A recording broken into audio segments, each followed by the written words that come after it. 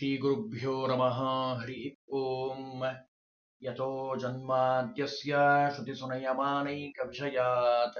स्वतन्त्रस्तन्त्रज्ञो गुरुरपि गुरुर्यश्च जगताम् विमूढा यत्तत्त्वं प्रकटमिह वेत्तुं सुमनसो मुकुन्दं ध्यायामापहतकुहकं तं स्वमहसा सर्वविघ्नः प्रशमनं सर्वसिद्धिकरं परं सर्वजीवप्रणेतारं वन्दे विजयदं हरिं करोतु मम कल्याणं हरिर्हयमुखापितः गुरुश्च मध्वनामा मे वरदोऽस्तु निरन्तरं वाणिते करवण्यं चरणोर्लि सर्वदा मद्वाक्यसरणीर्भूयात् श्रीमदाचार्यभावग समाश्रयेद्गुरुं भक्त्या महाविश्वासपूर्वकं निक्षिपे सर्वभारांश्च गुरो ಶ್ರೀಪಾದಪಂಕಜೇ.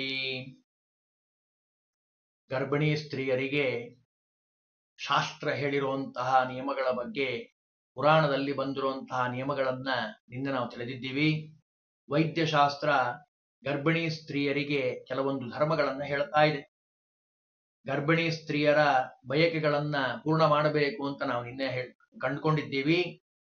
ಅದು ಗರ್ಭಕ್ಕೆ ಆಗಿರಬಾರದು, ಹಿತಕರವಾಗಿರುವಂತಹ ಬಯಕೆ ಆಗಿರಬೇಕು. ನಿಷಿದ್ಧವಾದ ಬಯಕೆಯನ್ನ ಬಯಸಬಾರದು.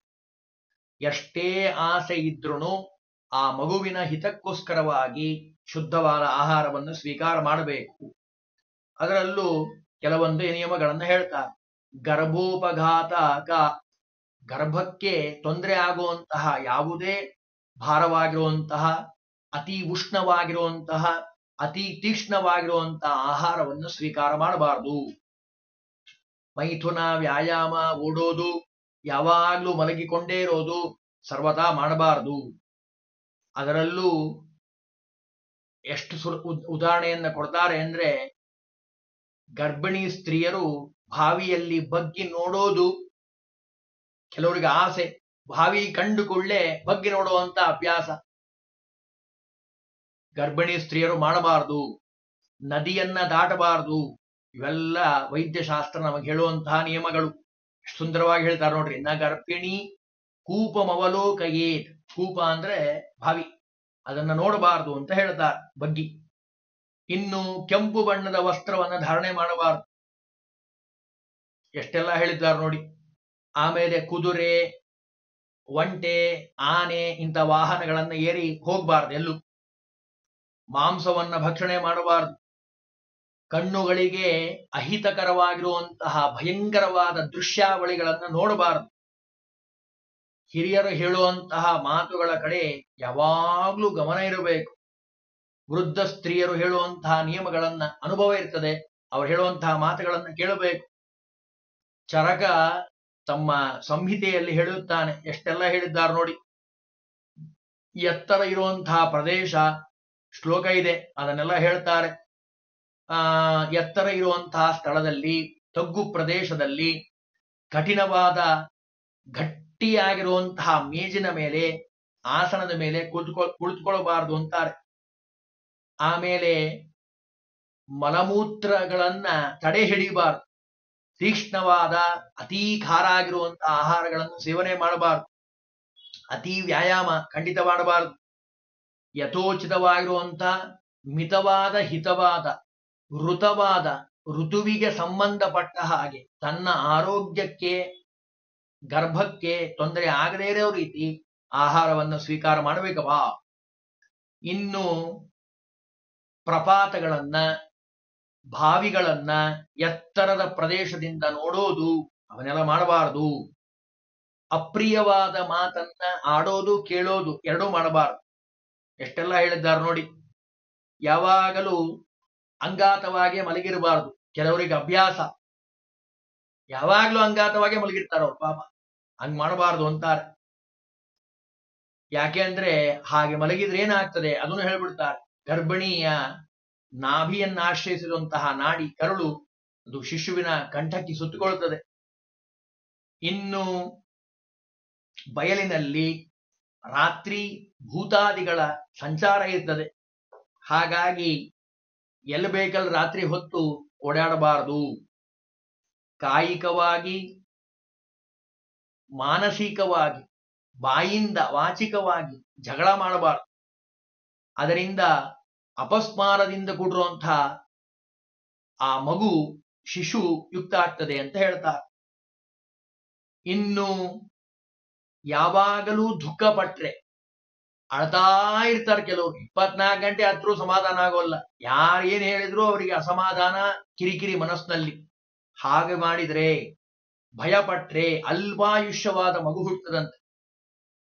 ಆಮೇಲೆ ಸುಮ್ಮನೆ ಕೂತಿರ್ತಾರೆ. ಗರ್ಭಿಣಿ ಸ್ತ್ರೀ ಅಂದ್ಮೇಲೆ ಏನು ಕೆಲಸ ಮಾಡೋದಿಲ್ಲ, ಸುಮ್ ಕೂತಿರ್ತಾರೆ. ಯಾವಾಗ್ಲೂ ಕೆಟ್ಟ ವಿಚಾರ ಮಾಡೋದು, ಇನ್ನೊಬ್ಬರಿಗೆ ದ್ರೋಹ ಮಾಡುವಂತ ಚಿಂತನೆ ಮಾಡಿದ್ರೆ, ಪರಸ್ಪರ ಪೀಡೆಯನ್ನ ಕೊಡೋ ರೀತಿಯಾಗಿ ಯೋಚನೆ ಮಾಡಿದ್ರೆ, ಇನ್ನೊಬ್ಬರ ಉತ್ಕರ್ಷವನ್ನ ನೋಡಿ ಸಹನೆ ಮಾಡಲಿಲ್ಲ ಅಂದ್ರೆ,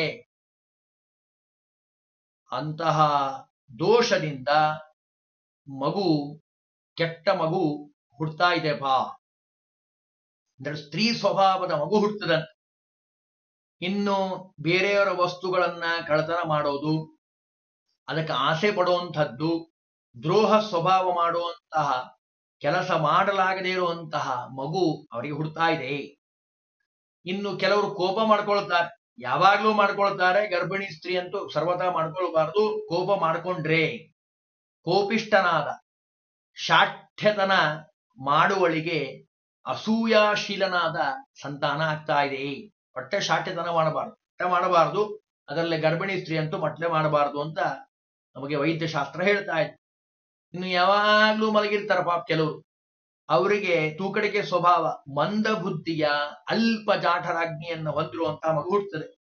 ಇನ್ನು ಮದ್ಯಪಾನ ಮಾಡಿದ್ರೆ ನೀರಡಿಗೆ ಸ್ವಭಾವದ ಅಲ್ಪ ಜ್ಞಾಪಕ ಶಕ್ತಿ ಉಳ್ಳಂತಹ ಚಂಚಲ ಸ್ವಭಾವದ ಮಗು ಹುಟ್ಟುತ್ತದೆ. ಸಿಹಿಯಾದ ಪದಾರ್ಥಗಳನ್ನ ಅತಿಯಾಗಿ ತಿನ್ನೋರಿಗೆ, ಕೆಲವ್ರಿಗೆ ಆಸೆ ಪಾಪ, ಬೇಸನ್ನುಂಡಿ ಮಾಡಿರ್ತಾರೆ, ಜಿಲೇಬಿ ಮಾಡಿರ್ತಾರೆ, ಜಾಮೂನ್ ಅಂತಾರೆ, ಅದನ್ನು ತಿನ್ನಬೇಕು ಅಂತ ಅತಿಯಾಗಿ ತಿಂದ್ರೆ, ಹಿತವಾಗಿ ತಿನ್ನಬೇಕು, ಮಿತವಾಗಿ ತಿನ್ನಬೇಕು. ತಿಂದ್ರೆ ಸ್ಥೂಲಕಾಯದ ಶಿಶು ಹುಟ್ಟುತ್ತದೆ ಅಂತಾರೆ. ಇನ್ನು ಹುಳಿಯಾದ ಪದಾರ್ಥ ತಿಂದ್ರೆ, ಉಪ್ಪಿನಕಾಯಿ ಹಾಕಿದ್ರು ಅಂತ ಹೇಳಿ ಸಿಕ್ಕಾಪಟ್ಟೆ ತಿನ್ಬಿಡೋದಪ್ಪ, ರುಚಿಯಾಗಿದೆ, ಬಹಳ ಚಲೋ ಆಗಿದೆ ಅಂತ ತಿನ್ಬಿಡೋದು. ತಿಂದ್ರೆ ಹುಳಿಯ ಪದಾರ್ಥಗಳನ್ನ ರಕ್ತಪಿತ್ತದ, ಚರ್ಮ ರೋಗದ, ನೇತ್ರ ವ್ಯಾಧಿಯ ಮಗು ಹುಟ್ಟುತ್ತದಂತೆ. ವೈದ್ಯಶಾಸ್ತ್ರ ಹೇಳ್ತಾ ಇರುವಂತಹ ಮಾತಿದೆಲ್ಲ. ಇನ್ನು ಅತಿಯಾಗಿ ಖಾರ ತಿಂದ್ರೆ, ಕೆಲವರಿಗೆ ಅಭ್ಯಾಸ, ಅದರಲ್ಲೂ ನಾಲಿಗೆ ಕೇಳ್ತಿರ್ತದೆ, ಚಲೋ ಖಾರ ಹಾಕ್ರಿ, ಎರಡು ಚಮಚ ಜಾಸ್ತಿ ಹಾಕ್ರಿ ಖಾರ ಪುಡಿನ ಅಂತಾರೆ ಕೆಲವರು. ಅಷ್ಟು ಆಸೆ ಪಾಪ ಖಾರ ತಿನ್ಬೇಕು ಅಂತ. ಖಾರ ಗರ್ಭಿಣಿ ಸ್ತ್ರೀ ತಿಂದ್ರೆ ಅತಿಯಾಗಿ ದುರ್ಬಲನಾಗಿರುವಂತಹ ಅಲ್ಪವೀರ್ಯನಾದ ಮಗ ಅಥವಾ ಮಕ್ಕಳು ಹುಡ್ತಾರಪ್ಪ. ಇನ್ನು ಕಹಿ ರಸವನ್ನ ಅತಿಯಾಗಿ ಸ್ವೀಕಾರ ಮಾಡಿದ್ರೆ, ಕೃಶನಾದ, ಬಲವಿಲ್ಲದೆ ಇರುವಂತಹ, ಶಾರೀರಿಕ ಪುಷ್ಟಿ ಇಲ್ಲದೆ ಇರುವಂತಹ, ಕೆಳ್ಳ ಕಡ್ಡಿ ಇದ್ದಂಗೆ ಇರ್ತಾರ ಅಂತ ಮಗು ಹುಡ್ತಾರೆ. ಇನ್ನು ಒಗರಾಗಿರುವಂತಹ ಪದಾರ್ಥಗಳನ್ನು ಸ್ವೀಕಾರ ಮಾಡಿದ್ರೆ ಉಬ್ಬರ ವ್ಯಾಧಿಯ ಮಕ್ಕಳು ಹುಡ್ತಾರಪ್ಪ. ಇವೆಲ್ಲ ನಿಯಮಗಳನ್ನ ವೈದ್ಯಶಾಸ್ತ್ರ ಹೇಳಿರೋ ಉದ್ದೇಶ ಏನು ಅಂತ ಕೇಳಿದ್ರೆ, ಆಯಾ ರೋಗದಿಂದ, ಆಯಾ ವ್ಯಾಧಿಯಿಂದ ಮಕ್ಕಳು ಹುಡ್ತಾರೆ ಅನ್ನೋದಷ್ಟೇ ಮುಖ್ಯ ಅಲ್ಲ, ಆಹಾರವನ್ನು ಶುದ್ಧವಾಗಿ ಸ್ವೀಕಾರ ಮಾಡಿ, ಎಲ್ಲ ಬೇಕಲ್ಲೇ ತಿನ್ನಬೇಡ್ರಿ. ಈ ನಿಯಮಗಳು ಎಲ್ಲರಿಗೂ ಅತ್ಯಂತ ಅವಶ್ಯಕವಾಗಿರುವಂಥದ್ದು. ಪುರುಷರೂ ಸಹಿತ ಅಹಿತವಾದ ವಿಷಯಗಳನ್ನ ಸೇವನೆ ಮಾಡಿದ್ರೆ ವೀರ್ಯದ ದೋಷದಿಂದ ಸಂತಾನ ದುಷ್ಟವಾಗಿ ಹೋಗ್ತದೆ. ಅದಕ್ಕೆ ಆರೋಗ್ಯ ಬಹಳ ಮುಖ್ಯ, ಅತ್ಯಂತ ಅವಶ್ಯಕ. ಹಾಗಾಗಿ ಆರೋಗ್ಯದ ಕಡೆ ಗಮನ ಹರಿಸಬೇಕು. ಇನ್ನು ಮಹಿಳೆಯರು ಈ ಗರ್ಭಿಣಿಯಾದಂತಹ ಸಂದರ್ಭದಲ್ಲಿ ಸೀಮಂತೋನ್ನಯನ ಅಂತ ಒಂದು ಇದೆ. ಪುಂಸವನ ಸೀಮಂತೋನ್ನಯನ ಅನ್ನುವಂತಹ ಒಂದು ಸಂಸ್ಕಾರ ಇದೆ. 16 ಸಂಸ್ಕಾರಗಳಲ್ಲಿ ಅದು ಒಂದು. ಅಂದ್ರೆ ಗರ್ಭದಲ್ಲಿರುವಂತಹ ಶಿಶುವಿನ ಅಭಿವೃದ್ಧಿಗೆ ಅದು ಕಾರಣವಾಗಿರುವಂಥದ್ದು. ಅದರಲ್ಲಿ ಹೆಂಗ್ ಹೇಳ್ತಾರಪ್ಪ ಅಂತಂದ್ರೆ, ಉತ್ತರ ದಿಕ್ಕಿಗೆ ಹರಡಿರುವಂತಹ, ಪಸರಿಸಿರುವಂತಹ ವಟವೃಕ್ಷದ ಛಾಯೆಯ ಚಿಗುರಲೆಯನ್ನು ತಂದು ರಜಸ್ವಲೆಯಾಗದಿರುವಂತಹ ಕನ್ನೆಯಿಂದ ಅದನ್ನು ಆರಿಸಿ ರಸ ತೆಗೆಯಬೇಕು. ಆ ರಸದಿಂದ ಗರ್ಭಿಣಿ ಸ್ತ್ರೀಯರ ಆ ಮೂಗಿನ ರಂಧ್ರದಲ್ಲಿ ಹಾಕಬೇಕು.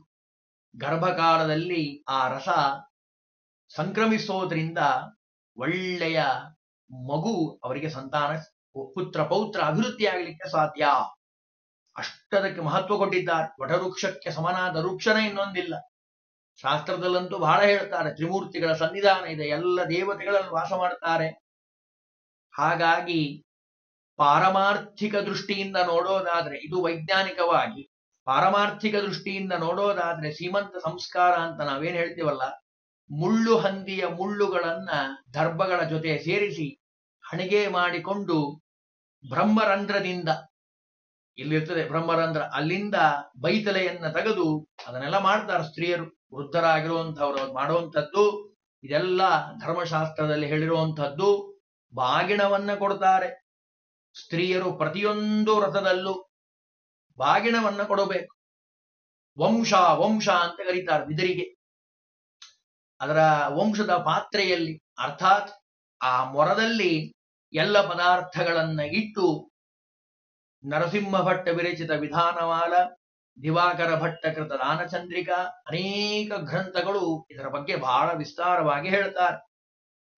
ಒಂದು ದಂಪತಿಗೆ ಬೇಕಾಗಿರುವಂತಹ ವಸ್ತ್ರಗಳನ್ನ, ಅವ್ರಿಗೆ ಸರಿ ಹೋಗುವಂಥದ್ದು, ಸೀರೆ, ಧೋತ್ರ, ಮಡಿ, ಪಂಚೆ, ಏನ್ ಅನುಕೂಲನೋ ಅದು, ಆ ವಸ್ತ್ರಗಳನ್ನ ಜೋಡಿಸಿಡಬೇಕು ಒಂದು ಜೊತೆಗೆ ಕುಬ್ಬುಸ, ಬೆಂಡೋಲೆ, ಮಾಂಗಲ್ಯ, ಅರಿಶಿಣ, ಕುಂಕುಮ, ಬೆಳೆ, ಕಾಲುಂಗರ, ಪಿಲ್ಲೆ, ಚೌರಿ, ಹಣಗಿ, ಕನ್ನಡಿ, ಕಾಡಿಗೆ, ಕುಬ್ಬುಸ, ಕಬ್ಬು, ಉಪ್ಪು, ತುಪ್ಪ, ಬೆಲ್ಲ, ತೆಂಗಿನಕಾಯಿ, ಫಲ, ಪುಷ್ಪ, ದಕ್ಷಿಣೆ, ವಿಳೆದೆಲೆ, ಅಡಿಕೆ, ಎಲ್ಲ ಪದಾರ್ಥಗಳನ್ನ ವಶವಾಗಿ ಇಟ್ಟು ಆ ದ್ರವ್ಯ ಸಮೇತವಾಗಿ ಆ ದಂಪತಿಗಳಿಗೆ ಕರೆದು ಭೋಜನವನ್ನ ಮಾಡಿಸಿ ಅದನ್ನ ಕೊಡಬೇಕಪ್ಪ ಅಂತ ಹೇಳ್ತಾರೆ. ಚಂದನಂ ತಾಳಪತ್ರಂಚ ಪುಷ್ಪಮಾಲಾದಿಕಂ ತಥಾ ನವೇಶೂರ್ಪೇ ತವ ಲಕ್ಷಾಣಿ ಕ್ಷಿಪ್ತ್ವಾ ಬಹುವಿಧಾನಿತು. ಶ್ಲೋಕದಲ್ಲೆಲ್ಲ ವಿಸ್ತಾರವಾಗಿ ಹೇಳ್ತಾರೆ. ಇವನ್ನೆಲ್ಲ ಅವಶ್ಯವಾಗಿ ಕೊಡಬೇಕಪ್ಪ. ದಾನಕ್ಕೆ ಹಳೇದಾಗಿರುವಂತಹ ಮುರಿದೋಗಿರುವಂತಹ ಮರಗಳನ್ನು ಕೊಡಬಾರದು. ಹೊಸ ಮರ ತಂದು ಅದು ವಂಶದ ಪ್ರತಿನಿಧಿಯಾಗಿರುವಂಥದ್ದು, ವಂಶವನ್ನು ಬೆಳೆಸುವಂಥದ್ದು.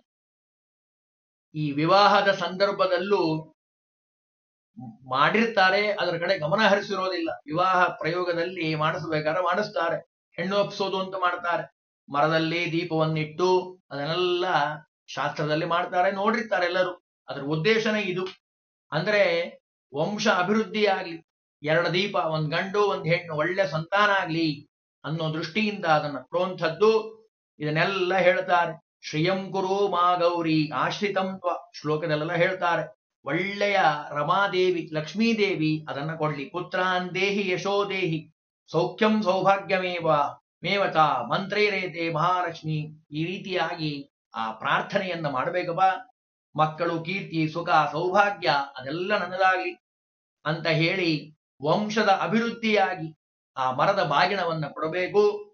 ರಾಮಪತ್ನಿ ಮಹಾಭಾಗಿ ಪುಣ್ಯಮೂರ್ತಿ ನಿರಾಮಯೇ ಗ್ರಹಾಣಿ ಮಾನಿ ಶೂರ್ಪಾಣಿ ಮಯಾ ದತ್ತಾನಿ ಜಾನಕಿ. ಬಹಳ ಸುಂದರವಾಗಿ ಇದನ್ನೆಲ್ಲ ಇಲ್ಲಿ ಹೇಳ್ತಾರೆ. ಈ ರೀತಿಯಾಗಿ ಆ ಮರಿದ ಬಾಗಣ ಕೊಡುವಂತಹ ಸಂದರ್ಭದಲ್ಲಿ ಶ್ಲೋಕವನ್ನ ಹೇಳಿಕೊಡಬೇಕು.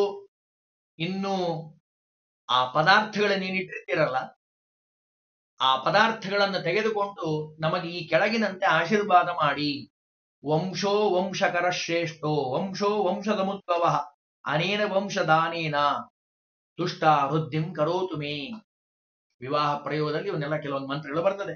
ವಂಶಪಾತ್ರವಿದಂ ಪುಣ್ಯಂ. ವಂಶ ಅಂದ್ರೆ ಈ ವಂಶ ಪಾತ್ರೆಯಲ್ಲಿ ನಾವೇನು ಇಟ್ಟು ಕೊಡ್ತಾ ಇದ್ದೀವೋ ಈ ಪದಾರ್ಥಗಳನ್ನ ನೀವು ಸ್ವೀಕಾರ ಮಾಡಿ, ನಮ್ಮ ಕುಲ ಒಳ್ಳೆಯ ಸಂತಾನ ಅಭಿವೃದ್ಧಿಯಾಗಿ ಪುತ್ರ ಪೌತ್ರರನ್ನ ನೋಡೋ ಹಾಗಾಗ್ಲಿ, ಎಲ್ಲ ಪಾಪಗಳು ಕಳೀಲಿ. ಶ್ಲೋಕದಲ್ಲೆಲ್ಲ ಹೇಳ್ತಾರೆ, ವಂಶವೃದ್ಧಿಕರಂ ದಾನಂ ಸೌಭಾಗ್ಯಾದಿ ಸಮನ್ವಿತಂ. ವಸ್ತ್ರದಿಂದ ಮುಚ್ಚಿ ಚೆನ್ನಾಗಿ ಆ ಒಳ್ಳೆ ವಸ್ತ್ರಗಳನ್ನ ಕೊಡಬೇಕಪ್ಪ. ಎಲ್ಲಾ ಅಶುಭ ದೋಷಗಳೆಲ್ಲ ಪರಿಹಾರ ಆಗ್ತಾವಂತೆ. ರಜಸ್ವಲೆಯಾದಂತಹ ಸಂದರ್ಭದಲ್ಲಿ ಮಾಡಿರೋ ಎಲ್ಲ ಪಾಪಗಳು ಪರಿಹಾರ ಆಗ್ತಾ ಇದ್ದಾವೆ. ಅದನ್ನೆಲ್ಲ ಹೇಳ್ತಾರೆ ಇಲ್ಲಿ. ಸರ್ವ ಪಾಪ ಕ್ಷಯಂ ಕರಂ ನಾನಾ ದ್ರವ್ಯೈಸ್ತು ಪೂರಿತಂ ದಾನಾನಾಮುತ್ತಮಂ ದಾನ ಮತಶಾಂತಿಂ ಪ್ರಯಚ್ಛಮೇ ಅಂತ ಹೇಳಿ, ಏನು ದಾನ ಇದೆ ಅಲ್ಲ, ಆ ದಾನಗಳನ್ನ ಅವಶ್ಯವಾಗಿ ಕೊಡಬೇಕಪ್ಪ. ಅಂದ್ರೆ ಮರದ ಬಾಗಿಣ ಕೊಡುವಂಥದ್ದು ಅತ್ಯಂತ ಶ್ರೇಷ್ಠವಾಗಿರುವಂಥದ್ದು. ಯಾರು ಈ ಕೊಡುವಂತಹ ಸಂದರ್ಭದಲ್ಲಿ ಏನು ಹೇಳ್ತಾರಲ್ಲ, ಅಂದ್ರೆ ದಾನ ಮಾಡುವಂತಹ ಸಂದರ್ಭದಲ್ಲಿ ದಾನ ಸ್ವೀಕರಿಸುವಳಲ್ಲಿ ಮಹಾಪತಿವ್ರತೆಯಾಗಿರುವಂತಹ ಸೀತಾದೇವಿ ಅಲ್ಲಿ ಸನ್ನಿಹಿತರಾಗಿರ್ತಾಳೆ, ಲಕ್ಷ್ಮೀದೇವಿ ಅಲ್ಲಿ ಸನ್ನಿಹಿತರಾಗಿರ್ತಾಳೆ. ಅವಳು ನೀವು ಕೊಡ್ತಾ ಇರೋದನ್ನು ಇಸ್ಕೊಂತಾ ಇದ್ದಾಳೆ. ರಾಮಪತ್ನಿ ಮಹಾಭಾಗಿ, ಅಷ್ಟು ಅನುಸಂಧಾನದಿಂದ ಆ ದಾನವನ್ನಾಗಿ ಕೊಡಬೇಕಪ್ಪ. ಇದರಿಂದ ಎಲ್ಲ ರೀತಿಯ ಸೌಖ್ಯ ಅದು ಪತಿವ್ರತ ಸ್ತ್ರೀಗೆ ಸಿಗ್ತಾ ಇದೆ. ಇನ್ನೂ ಕೆಲವೊಂದು ಧರ್ಮಗಳಿದೆ, ಅದನ್ನು ನಾಳಿನ ದಿವಸ ತಿಳಿಯಕ್ಕೆ ಪ್ರಯತ್ನವನ್ನ ಮಾಡೋಣ.